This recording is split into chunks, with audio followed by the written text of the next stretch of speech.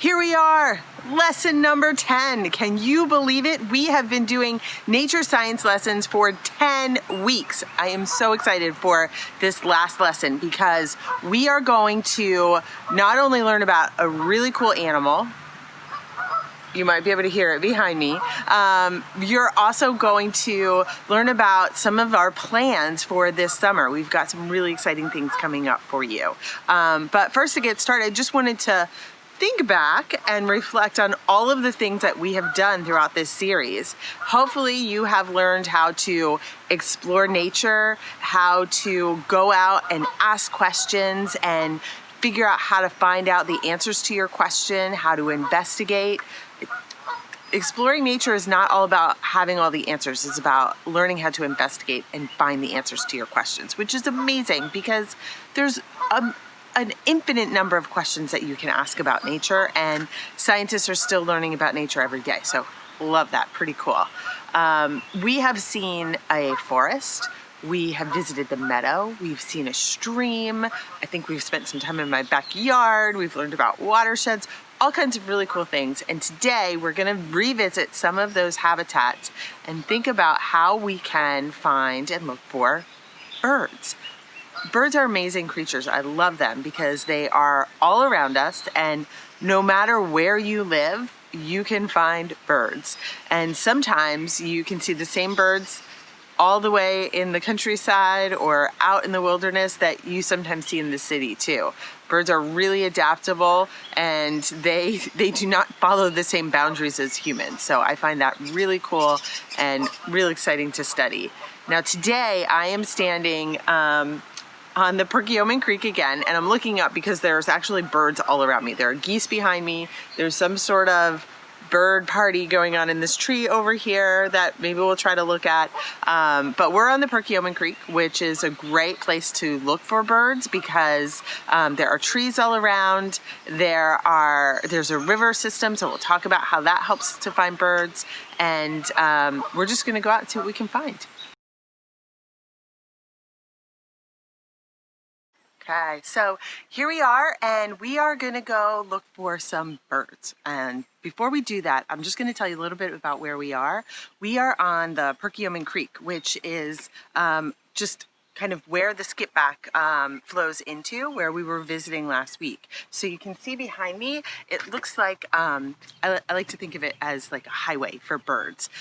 There's this nice long river that'll flow into the Schuylkill, past Riverbend, and then eventually out into the Delaware estuary. So just so you can see where we're connected. But before we talk more about this habitat, we're gonna talk about what we need to watch birds. And in order to look for birds, we need a lot of the same things that you need when you go out to explore nature. So a water bottle, first aid kit, comfortable shoes. But when you're bird watching, you may wanna bring a set of binoculars. You may want to bring your cell phone because there are a lot of great bird apps that you can download to help you identify them. You can even take pictures and go back and identify them later.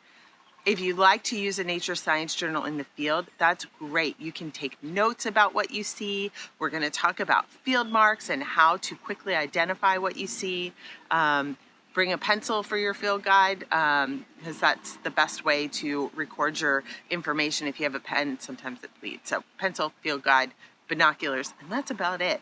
If you want to bring a friend, because bird watching can take a while, and for adults, you may want to bring a cup of coffee because if we're bird watching, we are up early. The phrase, the early bird gets the worm, is for real. Birds are up before dawn looking for food, and so that's why you hear them first thing in the morning. So the earlier, the better. So let's see what we can find.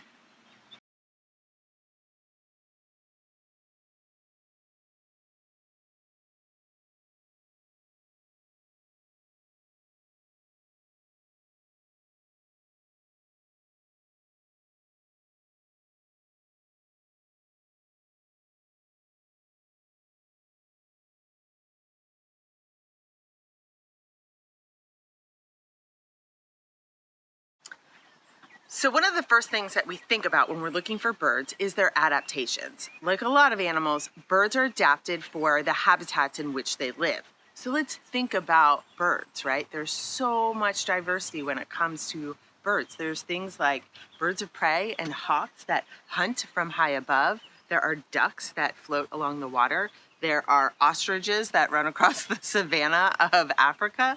There's so many parrots that live in the jungle. So there are so many different types of birds, right? But some of the big things that we look at are their beaks and their feet, right? And so you can really look at a bird and think about how they survive in their habitat just by looking at their beaks and their feet. So things like birds of prey have that sharp, hooked beak, and they've got really strong talons that they can use to grab their prey and to carry it away. So birds of prey have this really cool thing where their talons, actually they have a thumb that can wrap around, and they actually can hook their joint. So that way they don't have to use muscle strength in order to carry heavy prey items away, right? So let's think about this.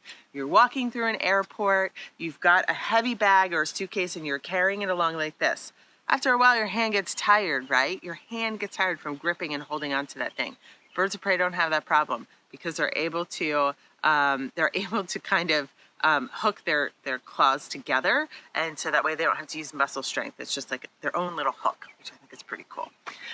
Let's think about other birds though, like ducks. They swim in the water. They have these really wide bills that they use to sift through grasses and all of the things in their habitat to eat. And they've got webbed feet that they can use for helping them to swim a lot better. Other ones that you find really common around your bird feeder, birds that are seed eaters have those tiny little cone-shaped beaks that they can use to crack open seeds and nuts and things. Birds that perch have teeny tiny little feet that they can wrap around a tree branch and hold on really tight. So amazing adaptation. So that's one really cool thing that you can look at. There's a couple of cool things that you can look at when you're starting to try to think about birds.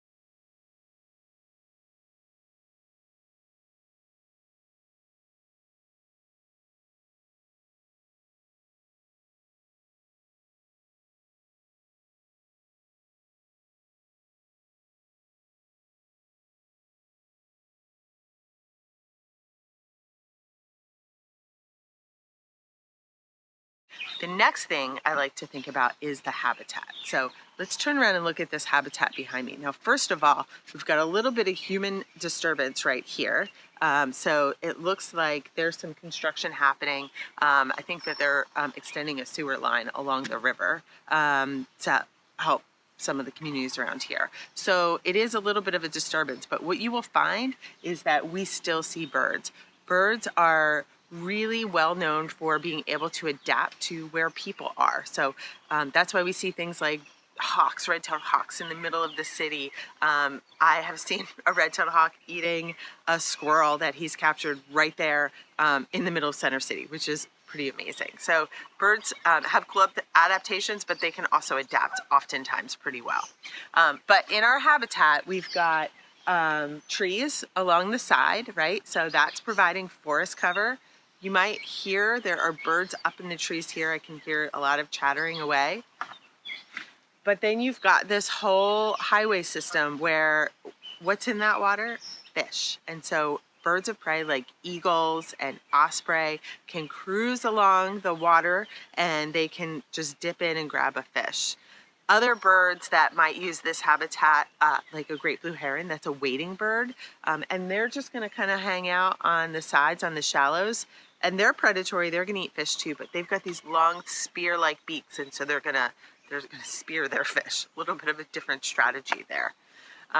We'll also see birds like warblers that are they're teeny tiny little birds that are sort of in the brush and in the understory too. So if you spend a lot of time out on the river, you're going to be amazed at the types of birds that you're going to see here.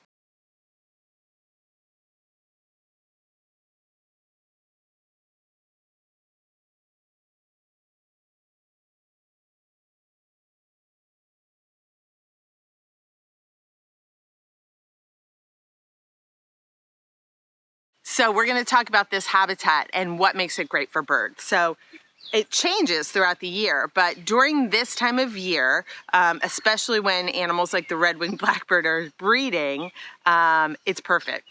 There is a lot of cover. There are lots of seeds from the grasses, and there are lots of insects. If you remember from a few weeks ago, we saw pollinators, we saw bees, we see all sorts of insect species. In our meadow at Riverbend, last year we saw lots of praying mantis, we see spiders, and all of those things provide food for birds, especially insect-eating birds. But it's also great for hunters. Remember, we talked about the eagles. Birds of prey like red-tailed hawks love a meadow because they can soar from above and they can find an easy meal in something like a mouse or a vole or even a small bird, sometimes even a snake. Snakes like the meadow too because there's lots of little tiny animals that live in here that are great prey for them. So I encourage you to try to find a meadow where you live, a big open field. It doesn't have to be this big, even a small patch of land, you might find some really cool birds. And around Philadelphia, there are lots of parks and places to go where you will find a meadow. Riverbend's got a meadow. Also close to us, Natural Land Saunders Woods is a great preserve. They have a wonderful meadow as well. So enjoy.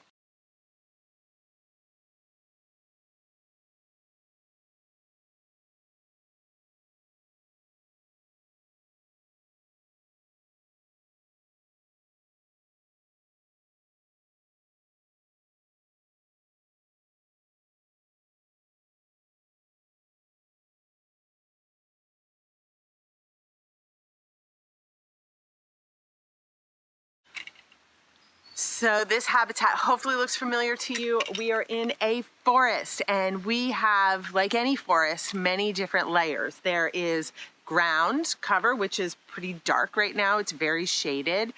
There's a little bit of a middle layer, and then if we were to point our camera up, there is an overstory and a lot of really mature hardwood trees. Lots of places for different types of birds. In a forest, we're gonna find things like owls will make their nest in a mature tree. So definitely listen for owls when you're out in the forest. We have in southeastern Pennsylvania, that's where we are, southeastern Pennsylvania. Some common owls are the barred owl and also great horned owl. And we hear them, you especially hear them in the winter, around February when you start to get into breeding season. But the barred owl is my favorite because they make this sound that you can hear. Remember we said some of finding birds is listening for their call. So a barred owl makes a sound that sounds like, who cooks for you? Who cooks for you? Who cooks for y'all? So listen for that in the woods, and that is actually a barred owl, which is really cool. I actually hear them in my neighborhood sometimes. And woodpeckers are also found. So there's a type of woodpecker called a downy woodpecker, and you find males and females in the forest actually will, they will look for bugs on different parts of the tree. And there's lots of different species of woodpeckers. You tend to find them also at your bird feeder. So bird feeders are really amazing, something you can do to attract birds to your own home. We're going to talk about that next. So here's another shot of the forest just so you can see the different layers. So we've got some invasive species down here, lots of rocks and erosion in this forest. Remember, this is a forest where there is a neighborhood right at the top. So there is definitely a lot of erosion that's coming from the houses in that neighborhood, the stormwater that runs off. But there are also really amazing things like healthy trees. We've got some old, really mature trees. You can see the sun kind of dappling down through all of those leaves and provides lots of different microhabitats where we might find birds in the forest.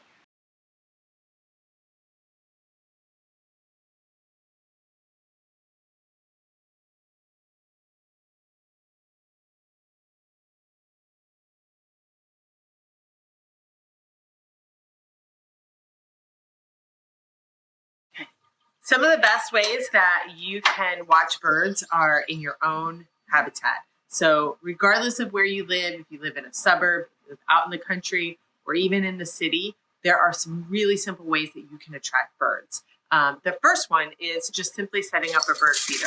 Ooh, a little bit of spillage there.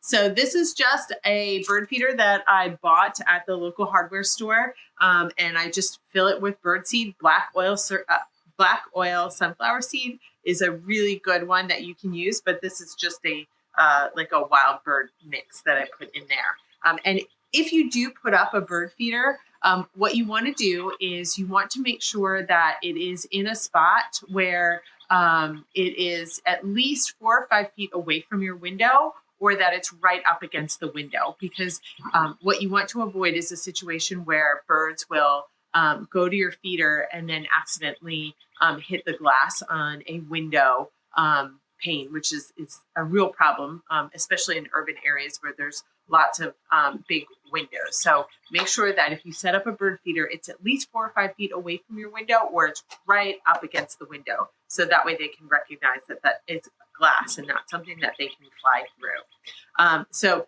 this is a really simple bird feeder. You can buy lots of different options. This one is giant. I got this one and it's really cool because you can fill it with bird seed, and then there's a little tray there. And so the birds will come and they will eat from the tray, and then they usually make a mess. So just like in the forest, in a real ecosystem, they make a mess, the seed falls down, and then I get chipmunks and squirrels and things that will eat from the ground. I have put this particular bird feeder on a pole, and it's hanging down. And this is a smooth pole, so the squirrels can't get to it. If you have ever done this before, you know that it's really a challenge to make sure that squirrels don't get into your bird feeder. And there's lots of different options. You put it in a spot where they can't climb. You can buy baffles and things as well to put over your bird feeder. But I thought we would make a really simple bird feeder. Oh, before I go into that, this is another one. This is called a suet feeder. And you can purchase a suet block at the store, but you can also make a suet block as well. And this guy, a little complicated here, but basically you hang it, and then there's this little tray that they can sit on as well. And you just put the block in there.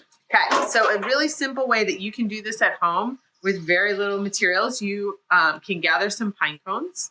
I've also done this with paper towel rolls as well. And then you find something sticky. I am using peanut butter. If you are allergic to peanut butter and you want to use sun butter or honey, both of those things will work too. And then what I do is I just spread my peanut butter all over my pine cone. It smells kind of delicious if you like peanut butter. Spread it all over my pine cone. And then I'm going to take a little bit of my mix here, and then I just kind of pour it over my pine cone. And what's nice is that sticky peanut butter is safe and non-toxic for the birds to eat. Honey is as well. So if you have a nut allergy, honey will work just as fine. And then it gives it something sticky for the birdseed to adhere to. So all I would do is tie a piece of yarn, and then I would hang that from a tree or from my balcony, anywhere where the birds can come and visit. Pretty simple, right?